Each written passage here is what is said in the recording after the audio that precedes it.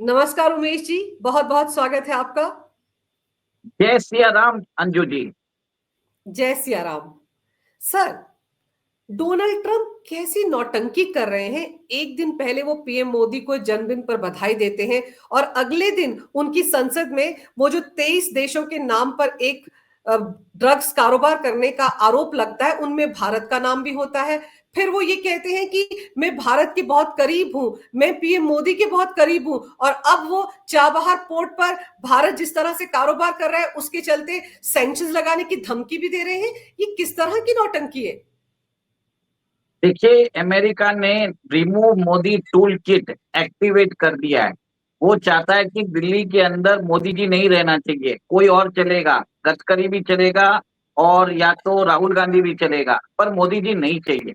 सीधी सी बात है। ट्रम्प मोदी जी से जलते हैं।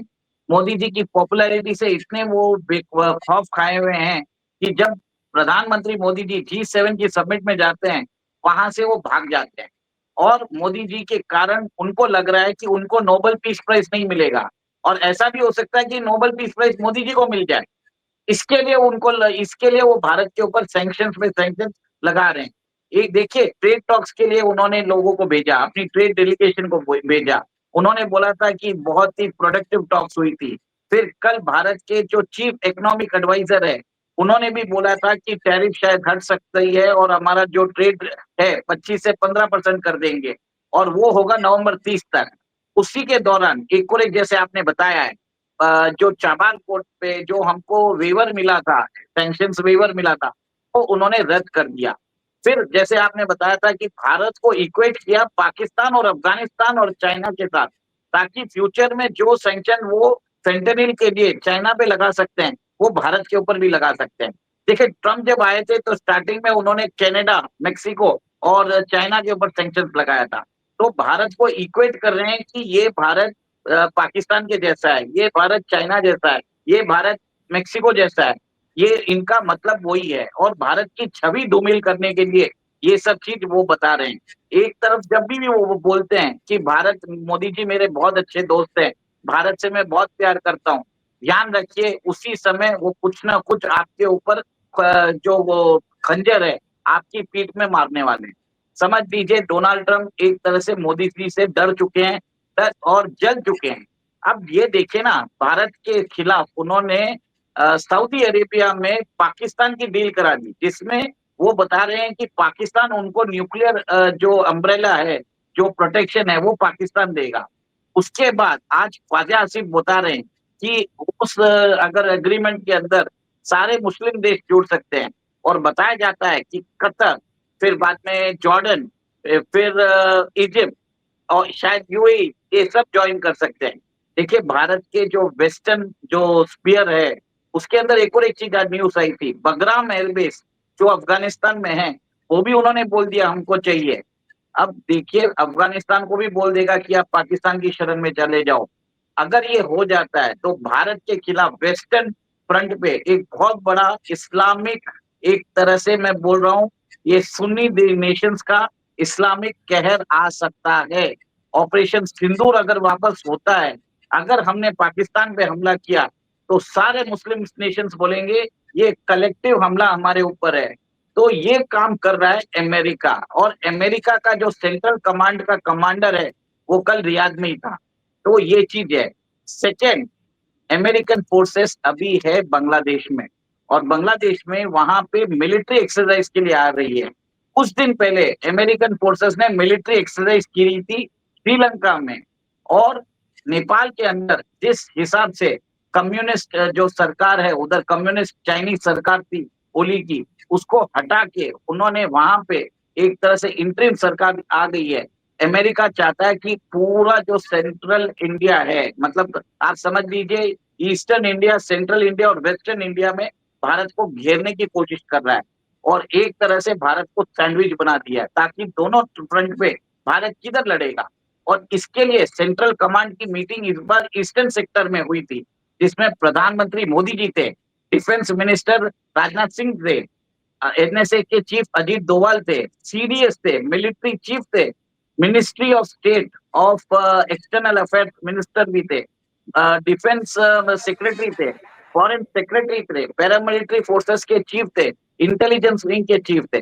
सब जगह से उन्होंने उधर भी बोल दिया है, आपको जो समझ में आए वो करो, आपको हमको पूछने की जरूरत नहीं है। इंटर मिनिस्ट्रियल कोऑर्डिनेशन हो रहा है, 3 डिपार्टमेंट इसमें इन्वॉल्व है। Home home home ministry involve है, foreign ministry, external affairs ministry involve है, और डिफेंस मिनिस्ट्री इन्वॉल्व है। ऊपर से अमित शाह जी ने बोला भी है, 1974 के बाद जितने भी प्रोटेस्ट देश के अंदर हो, उन्होंने पुलिस के ब्यूरो चीफ को बोल दिया, उसको स्टडी करो, पैटर्न्स देखो, फंडिंग कहाँ से आ रही है, डेवलपमेंट प्रोजेक्ट्स के ऊपर कौन बार बार सुप्रीम कोर्ट में एक तरह से पिटिशन फाइल कर रहा है, ये सब चीज क्यों हो रहा है, ये पैटर्न स्टडी करो, उसको उसकी एक रिपोर्ट पेश करो। अब क्या जी होता है, अगर कोर्ट के अंदर अगर वो रिपोर्ट पेश होती है, तो कोर्ट भी उसका संज्ञान लेगा, उसको मानना पड़ेगा, और उस बेसिस पे वो शायद फ्यूचर में ऐसी कोई फ्रिवलेस पिटीशन आती है, तो जो पिटीशन करता है उसके ऊपर फाइन डाल सकता है कि कोर्ट के ऊपर, कोर्ट का उसने एक तरह से समय बर्बाद किया। नेपाल के अंदर रेजिम चेंज कराया, दोनों जो है इंडिया और चाइना, वो दोनों के बीच में है नेपाल, एक लैंडलॉक नेशन है। वहां पे अगर सीआईए समर्थित सरकार आ जाती है, तो इसका प्रॉब्लम दोनों इंडिया को भी होने वाला है, चाइना को भी होने वाला है। बगराम एयरबेस इसके लिए चाहिए ताकि वो सेंट्रल एशिया पे नजर रख सके, मिडिल ईस्ट पे नजर रख सके, और चाइना का जो न्यूक्लियर वेपन्स है वो 1 घंटे की दूरी पे ही वो उधर टेस्ट करता है। और बगराम एयरबेस जो है 44 किलोमीटर से काबुल से, और साउथ एशिया के अंदर सबसे बड़ा मिलिट्री बेस है, जो अमेरिका ने 2001 में बनाया था और 2021 में छोड़ दिया था। तो कहीं ना कहीं ट्रम्प चाहते हैं कि जो साउथ एशिया है, साउथ ईस्ट एशिया है, सेंट्रल एशिया है, मिडिल ईस्ट है, सब जगह एक तरह से वहां पे प्रॉब्लम क्रिएट किया जाए। दिस इज ये अमेरिकन ग्रेट प्लान है। और कर और ट्रम्प क्यों रहा है वो सोचिए ना। ट्रम्प तो बोल रहा है कि मोदी जी मेरे अच्छे दोस्त हैं। इसका एक ही बिल्कुल। चीज है, मोदी जी को रिमूव करना चाहता है, भले ही वो बीजेपी के अंदर गडकरी बन जाए, उनको कोई प्रॉब्लम नहीं है, राहुल गांधी बन जाए, कोई प्रॉब्लम नहीं है। और पाकिस्तान में भी लोग बोल रहे हैं कि अगर राहुल गांधी बन जाए तो इंडिया और पाकिस्तान के संबंध अच्छे हो सकते हैं। आज सैम पिट्रोडा ने लेकिन बोला है। लेकिन आप ये सोचिए ना कि अगर चाबहार पोर्ट जो है, अगर वहां पर भारत काम नहीं कर पाएगा तो इसमें नुकसान किसको होगा? ईरान को भी होगा, भारत को भी होगा, और कहीं ना कहीं दूसरे देश जिनके लिए यहां से सामान जाता है, अफगानिस्तान जाता था, वहां पर बहुत सामान भेजा गया, तो इन सबको नुकसान होगा, और चाइना को भी तो फायदा होगा ना इसके बंद होने से। देखिए, ऊपर से चाइना को चाबार पोर्ट के होने से फायदा होने वाला था, नुकसान नहीं होने वाला था। मोदी जी ने स्को समिट में बोला था, international north south trade corridor जिसको बना रहा है इंडिया, ईरान और रशिया, उसके अंदर बोला था चाइना को कि आप ग्वादर पोर्ट को छोड़ दीजिए, जो काम करना है आप चाबार पोर्ट से करिए, एक ऑल्टरनेट लाइन बना लीजिए बिटवीन अफगानिस्तान टू चाबार, आप चाबार को यूज करेंगे तो आपके लिए बढ़िया रहेगा। और एक तरह से स्को की जो यूनिटी है वो इसके थ्रू बन भी जाएगी। और अभी जो सीपेक 2 है ना अंजू जी, उसके अंदर आप देख लीजिए, सीपेक 2 के अंदर पाकिस्तान से अफगानिस्तान एक लाइन बन रही है, और अफगानिस्तान से चाबर भी एक लाइन बन रही है, क्योंकि चाइना जानता है कि वो ईरान के को कंट्रोल कर सकता है, ईरान के अंदर उसके अच्छे ताल्लुकात है। ईरान के अंदर चाइना ने $400 बिलियन इन्वेस्ट किए हैं, और वहां से ईरान से वो एक तरह से सस्ते में क्रूड और ऑयल और गैस दोनों ही लेता है। तो इसके लिए ये चाहता है अमेरिका की आईएनएसटीसी में जो चाबार पोर्ट है उसके ऊपर सैंक्शंस लगा दे, ताकि ईरान को फंडिंग ना मिल सके। जैसे भारत को बोला था कि रशिया से आप तेल मत खरीदिए, रशिया की फंडिंग बंद करना चाहता है, वैसे ही वो ईरान के, भारत और ईरान के बीच में जो संबंध है उसको भी खत्म करने की कोशिश कर रहा है, और इसी के लिए उसने सैंक्शंस लगाए। पर उमेश जी, भारत ने तो 10 साल के लिए वहां पर काम करने का, संचालन करने का अधिकार हासिल किया था 2024 में। अभी तो 10 साल तक भारत को वहां काम करना था। अब जो अगर सैंक्शंस लगाने की बात अमेरिका कर रहा है, तो भारत तो वहां पर काम करना कंटिन्यू नहीं कर सकता। यानी कि एक तरह से ट्रेड डील को लेकर इस तरह से भी दबाव भारत पर डाला जा रहा है। पहले 25% टैरिफ लगाया, 25% उसके ऊपर आपने सैंक्शन लगा दिए, अब और सैंक्शन लगाने की तैयारी। तो ये जो इतना बड़ा डेलीगेशन आया था भारत में बात करने के लिए टैरिफ को लेकर, जिसके बारे में कहा जा रहा था बड़ा पॉजिटिव रिस्पॉन्स मिला है, बड़ी सकारात्मक बातचीत हुई है, वो कर क्या रहा था? देखिए सिंपल सा चीज है, उनका एक ही एजेंडा है, भारत को झुकाया जाए। अमेरिकन जो फार्मर्स है वो रिपब्लिकन सपोर्टर्स है, ट्रम्प के मागा सपोर्टर्स है।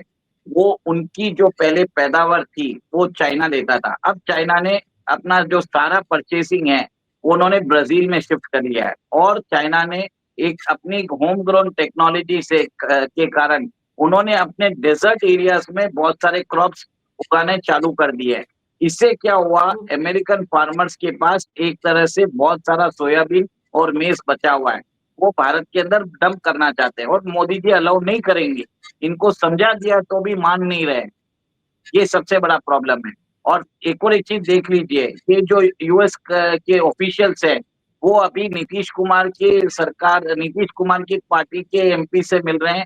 और आज ही वो बात जैसे समझ में आई है कि उन्होंने टीडीपी के एमएलए एमपी से भी बात करना चालू कर दिया। और अगले साल बिहार में इलेक्शन होने वाला है, बिहार का इलेक्शन इस साल होने वाला है, और अगले साल असम और बंगाल में इलेक्शन होने वाला है। कहीं ना कहीं वहां पे भी एक तरह से बीजेपी को हराने के लिए उन्होंने कमर कस ली है। और इसके लिए वोट चोरी की बात भी हुई है, और राहुल गांधी बोल भी दिए कि जेन जी को भी वो करना चाहिए जो नेपाल में हुआ है। तो देश के अंदर इंटरनल फ्रंट में भी मोदी जी को गिराने की एक कवायद चल पड़ी है।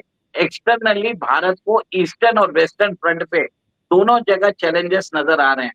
वेस्टर्न फ्रंट में एक तरह से इस्लामिक जो नेटो बन रहा है, इट इज अभी बताया जा रहा है it is being directed against Israel, but future में it can be used against India as well, क्योंकि ये बताएंगे ग्लोबल उम्मा की बात है, ये कश्मीर का इश्यू वापस उठाने वाले हैं।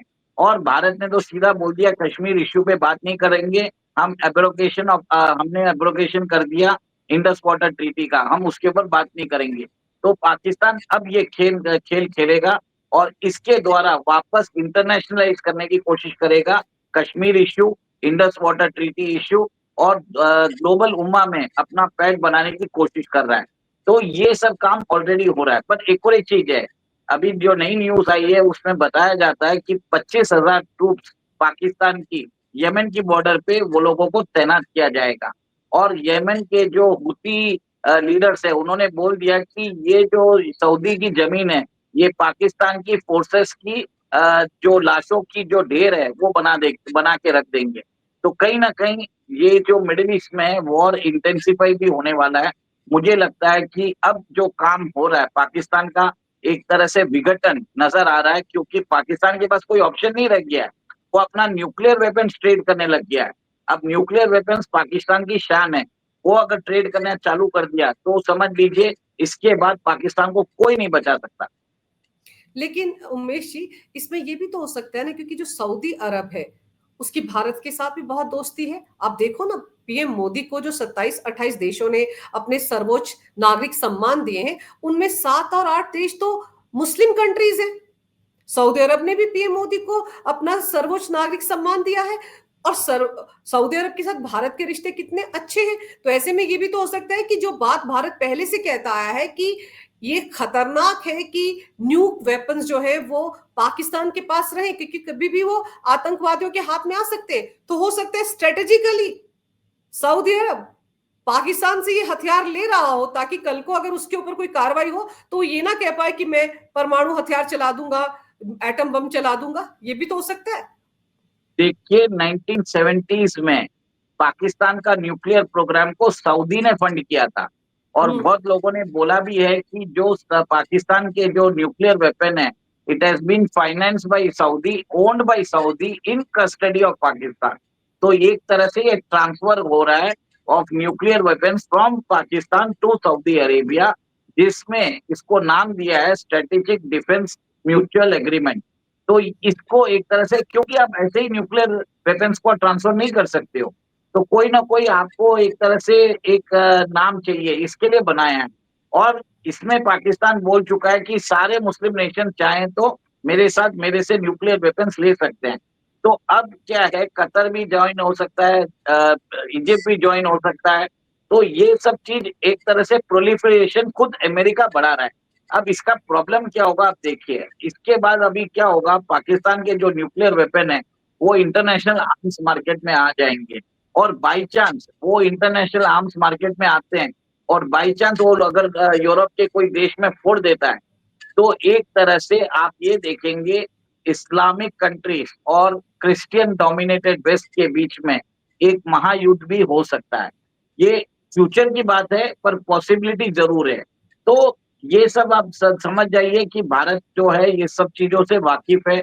उनको भी मालूम था कि ये एग्रीमेंट हो सकता है और यूएस पे ऊपर भरोसा नहीं है मोदी जी को, सीधी बात है। और यूएस इकोनॉमी को और हम एक तरह से शॉक देंगे, फिर वो समझेगा। लेकिन ट्रेड डील का क्या होगा, जिसको लेकर ये कहा जा रहा था कि बस होने ही वाली है। जैसे आपने भी बताया कि भारत के जो चीफ इकोनॉमिस्ट हैं उन्होंने भी ये कहा कि हाँ ये सब कुछ होने वाला है बड़ी जल्दी। तो अब तो और खटाई में पड़ जाएगा जब चाबहार को लेकर डोनाल्ड ट्रंप इस तरह से सैंक्शंस लगाने की बातें कर रहे हैं। देखिए, अनंत नागेश्वर ने बोला था कि नवंबर 30 तक होगा और आज जो डेट है सितंबर का 3rd वीक चल रहा है। तो अभी भी कम से कम आप मेरा मेरा जो गणित बोल रहा है 70 दिन है, तो 10 वीक है हमारे पास। तो 10 वीक में इतना ज्यादा वो नेगोशिएशन होगा, लेवरेज के जैसे यूज करेगा अमेरिका की भारत के साथ क्या कंसेशन ले सके। क्योंकि भारत अपना खुद का डेटा सेंटर्स में इन्वेस्ट कर रहा है, वो फोर्स कर रहा है गूगल और बड़ी कंपनीज को कि डेटा जो है लोकलाइज करना पड़ेगा, मैं आपकी डिजिटल कंपनीज के ऊपर टैरिफ लगाऊंगा। ये सब बात भी चालू हो चुकी है। इसके लिए वो बोलेगा कि हमारी टेक कंपनीज को छोड़ दीजिए और हम आपके ऊपर ये टैरिफ और ये सैंक्शन हम वापस कर लेंगे। ये ट्रेड में एक सैंक्शन के जैसे यूज किया जाएगा। शॉर्ट टर्म को में इनको मालूम है जब तक मोदी जी है तब तक कुछ होने वाला नहीं है, तो ये भारत के हिसाब से चलेंगे। पर मोदी जी को हराने के लिए, हटाने के लिए ये पूरी तरह से साजिश कर रहे हैं। देश के अंदर भी वो वोट चोरी का जो राहुल गांधी ने चलाया है, ये पूरा अमेरिका के शय पे ही किया है। और आज सैम पिट्रोडा ने भी बोल दिया है, I feel home in Pakistan. मैं पाकिस्तान में जाता हूं तो मुझे घर जैसा मालूम पड़ता है। तो कहीं ना कहीं सोचिए, पाकिस्तान के जो लोग हैं वो भी बोल रहे राहुल गांधी चाहिए, सैम पिट्रोडा को पाकिस्तान अपना घर नजर आता है। तो ये जो एंटी नेशनल्स हैं, जो खुद सैम पिट्रोडा बाहर रहता है, भारत को एक तरह से बोल रहा है कि पाकिस्तान के साथ संबंध हमें सुधारने की जरूरत है। और लोग एक तरह से अभी नया लीडर जो है राहुल गांधी को प्रॉप अप करने की कोशिश कर रहे हैं। मेरा ये मानना है कि जो इलेक्शन होने वाले हैं, अगर बीजेपी जीत जाती है तो भी देश के अंदर वो प्रॉब्लम क्रिएट करेंगे। वो इलेक्शन कमीशन ऑफ इंडिया को बोलेंगे कि वोट चोरी द्वारा हुआ है। कंटिन्यूसली वो एक तरह से सिमिलर नेरेटिव वो चला रहे हैं इलेक्शन कमीशन ऑफ इंडिया के ऊपर। कभी ईवीएम के ऊपर लेते हैं, कभी उनको वोटर्स के लिस्ट के ऊपर लेते हैं। कंटिन्यूसली कुछ ना कुछ वो करते जा रहे हैं। और उन्होंने बोला है कि प्राइम मिनिस्टर की जो कॉन्स्टिट्यूएंसी है वाराणसी, उसके रिलेटेड भी हमें मालूम पड़ा है। तो ये सब चीजें तो वो राहुल गांधी कंटिन्यूस कर रहे हैं, देश के युवाओं को भड़काने की कोशिश कर रहे हैं। और ये जो शाहीन बाग का जो हुआ था, फेक फार्मर्स एजिटेशन हुआ था, ये सब एक रेजिम चेंज ऑपरेशन था, टूल किट ही था अमेरिका द्वारा। तो मेरा मानना है अंजू जी, देश के अंदर आगे प्रॉब्लम ही होने वाला है। मई 2026 तक, जैसे मैंने पहले भी बताया, देश के अंदर सिचुएशन खराब ही रहेगा। ये जो देश के अंदर जो इंटरनल फ्रंट है वो तो समझ में आ गया, अब एक्सटर्नल फ्रंट भी समझ में आ रहा है, जिसमें एक इस्लामिक नेटो आर्मी तैयार की जा रही है वेस्ट में, और ईस्ट में जो है वहां से बांग्लादेश के अंदर अमेरिकन फोर्सेस आ चुकी है। उन्होंने सेंट मार्टिन आइलैंड के ऊपर भी उनका कब्जा हो जाएगा। और अगर म्यांमार की जो मिलिट्री जुंटा सरकार ने उनकी बात नहीं मानी, तो वहां पे भी एक रेजिम चेंज करवा देंगे। तो भारत को एक तरह से ईस्ट में नेपाल, बांग्लादेश और म्यांमार से घेरने की कोशिश करेगी की जा रही है, ये देखिए। उमेश जी, लेकिन भारत ने भी तो म्यांमार में अपने सैनिक भेजे हैं ना। देखिए, भारत ने एक तरह से अमेरिकन फोर्सेस जब भी आई थी उनको अंदेशा का आने वाली है। और जब नेपाल के अंदर रेजिम चेंज हुआ था, भारत के कोई भी मिनिस्टर, स्पोक्स पर्सन, बीजेपी के जितने भी नेताओं को बोला गया था कोई भी टिप्पणी नहीं की जाएगी। भारत के प्रधानमंत्री ने वहां की इंटरिम प्राइम मिनिस्टर सुशीला करकी जी से बात भी की। भारत ने 1280 करोड़ का एक तरह से पैकेज भी अनाउंस कर दिया। तो ये एक तरह से वहां पे प्रो भारत सेंटिमेंट्स बनाने के लिए। सेकेंड, हमने जैसे म्यांमार के अंदर हमने 120 सैनिक उधर भी उतार दिए। तो इसका मतलब ये है कि भारत के सैनिक वहां पे जाके जो म्यांमार की सरकार है उनको लॉजिस्टिक ऑपरेशंस और ये बिहाइंड द डोर जो उनको सेवाएं प्रदान करनी है, कैसे मैनेज करना है, वो सब चीज बताने वाले हैं कि यूएस फोर्सेस कैसे ऑपरेट कर सकती है, क्योंकि भारत को आइडिया है काउंटर टेररिज्म को कैसे निपटना, भारत की फोर्सेस को मालूम है क्या टैक्टिक्स एम्प्लॉय करते हैं अमेरिकन समर्थित, अमेरिकन फंडेड जो टेररिस्ट होते हैं वो क्या करते हैं उनको सब मालूम है। तो भारत सरकार ने वहां पे भी अपना दांव खेलना चालू कर दिया। मॉरिशस में चागोस आइलैंड के ऊपर भारत वहां पे सैटेलाइट इमेजरी और जो भी ट्रैकिंग फैसिलिटी है वो बनाने वाला है, वो चागोस आइलैंड डिएगो गार्सिया के पास में। तो अमेरिका को काउंटर कर रहा है, पर भारत डायरेक्ट नहीं कर रहा है, पर अपने तरीके से कर रहा है और बता रहा है कि हम आपके शैडो बन के रह रहे हैं, हमें मालूम है आप क्या कर रहे हो। तो एक तरह से डिटरेंस कर रहा है। और कहीं ना कहीं भारत ये भी पूछेगा कि अगर आपको क्वाड चालू करना है तो आपको ये सब नॉनसेंस एक्टिविटीज जो बांग्लादेश में है ये बंद करनी पड़ेगी। तो ये एक तरह से पॉसिबिलिटी लग रहा है कि अगर बांग्लादेश के अंदर अमेरिकन फोर्सेस हट जाती है तो क्वाड को रिस्टार्ट किया जाएगा, नहीं तो भारत अपना ही जो ट्राइका है वो बना के वो क्वाड को डिसमेंटल करके ट्राइका से काम चला लेगा। लेकिन उमेश जी, डोनाल्ड ट्रंप पर तो भरोसा कतई नहीं किया जा सकता। जब जब वो पीएम मोदी की तारीफ करते हैं, चापलूसी करते हैं, तब तब वो कोई ना कोई और षड्यंत्र रच रहे होते हैं भारत के खिलाफ। अब अगर ये कहा जा रहा है कि ट्रेड डील्स बिल्कुल फाइनल स्टेज पर पहुंच गई हैं, तो फिर इस तरह से चाबहार में भारत पर सैंक्शंस लगाने से खेल और खराब हो रहा है। लेकिन जैसे आप कह रहे हैं कि भारत की भी पुख्ता तैयारी है, पीएम मोदी और हमारे देश की सुरक्षा एजेंसियां भी अच्छे तरीके से अमेरिका के इस खेल को समझ रही हैं। तो अगर अमेरिका भारत के खिलाफ कोई और षड्यंत्र रचता है तो भारत भी मुंह तोड़ जवाब देने के लिए पूरी तरह से तैयार है। आपने सर समय निकाला, इस विषय पर बहुत ही अहम जानकारी मेरे दर्शकों को दी। आपका बहुत बहुत धन्यवाद। नमस्कार।